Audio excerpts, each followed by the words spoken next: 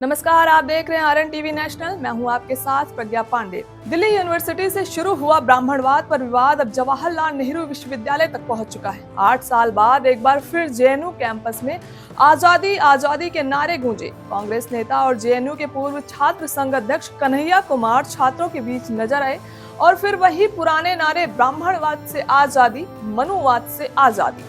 समझते हैं पूरा घटनाक्रम क्या है। बताया जा रहा है कि यह वीडियो शुक्रवार का है।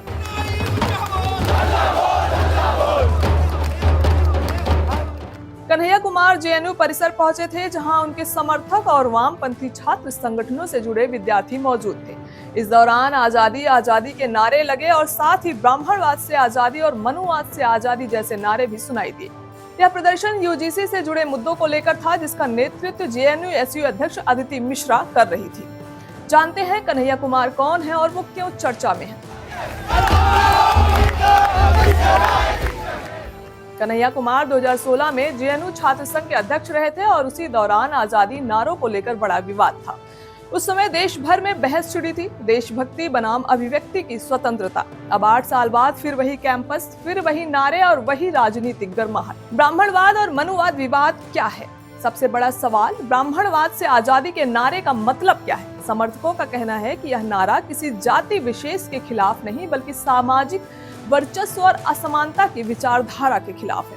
वहीं विरोध करने वाले इसे धार्मिक और सामाजिक भावनाओं को आहत करने वाला बताते हैं। दिल्ली यूनिवर्सिटी में भी हाल ही में इस मुद्दे को लेकर प्रदर्शन हुआ था, जिसके बाद विवाद बढ़ गया। जेएनयू का राजनीतिक इतिहास क्या है? नहीं सही पूछ रहे हैं। वैसे इंटरव्यू तुम्हारा बहुत अच्छा गया है, मतलब बहुत अच्छा टीचर है। इंटरव्यू के बाद कह रहे हैं आप सभी तो मेरिटोरियस है ना।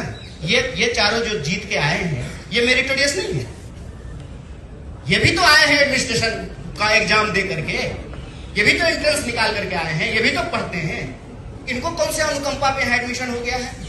तो हम प्रवेश कर गए हैं, ट्रेन में हमको जगह मिल गई है, दूसरे को नहीं बैठने देना।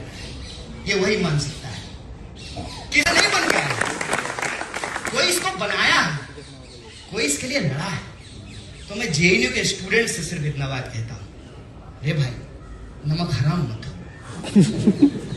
तुम्हारे लिए कोई लड़ा था, आने वाले लोगों के लिए लड़ा। और आज ना ये शुरुआत है, ये वाटर टेस्टिंग है। इस बात को याद रखना। हमेशा भाग जाना आसान होता है। जब क्रैकडाउन हुआ था, मैं ज्यादा नॉस्टैल्जिक दुनिया में नहीं जाना चाहता हूं, क्या कहानी गिनाता रहूं। आज की लड़ाई है, नया सवाल है और बहुत सारी चीजें बदल गई हैं। मुझे यहीं आकर के बहुत कुछ अजीब लग रहा है। जैसे कि पानी जब मिला पीने के लिए, हमने कहा कि भाई स्टूडेंट यूनियन के प्रोग्राम में आजकल बिस्लरी का बोतल मिलता है। उसके बाद चाय मिला, उसके बाद इनको भी मिल रहा पैसा भी है, क्यूआर भी आएगा। लोग सामने बैठे हैं, मुश्किल किसी को जाने। जेएनयू लंबे समय से राजनीतिक सक्रियता का केंद्र रहा है। यहाँ वामपंथी छात्र संगठनों की मजबूत मौजूदगी रही। 2016 के बाद से आजादी नारे जेएनयू की पहचान का हिस्सा बन गए थे। अब फिर से वही माहौल लौटता दिख रहा है। इसमें राजनीतिक प्रतिक्रिया क्या रही, समझते हैं। इस वीडियो के सामने आने के बाद राजनीतिक प्रतिक्रियाएं भी तेज हो गई हैं। कुछ दल इसे अभिव्यक्ति की स्वतंत्रता बता रहे हैं, तो कुछ इसे राष्ट्र विरोधी मानसिकता कह रहे हैं। हालांकि अभी तक इस मामले में विश्वविद्यालय प्रशासन की ओर से कोई औपचारिक बयान सामने नहीं आया है। बड़ा सवाल है कि क्या विश्वविद्यालयों में राजनीतिक नारेबाजी लोकतांत्रिक अधिकार है या फिर इससे शैक्षिक माहौल प्रभावित होता है? क्या ब्राह्मणवाद जैसे शब्दों का इस्तेमाल वैचारिक बहस या सामाजिक विभाजन को बढ़ावा देता है?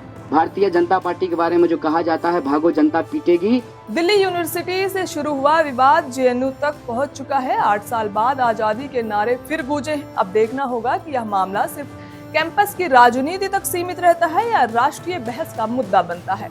आप क्या समझते हैं? कमेंट में अपनी राय जरूर दें। फिलहाल के लिए इतना ही। खबरों की अपडेट के लिए जुड़े रहे आरएन टीवी नेशनल के साथ।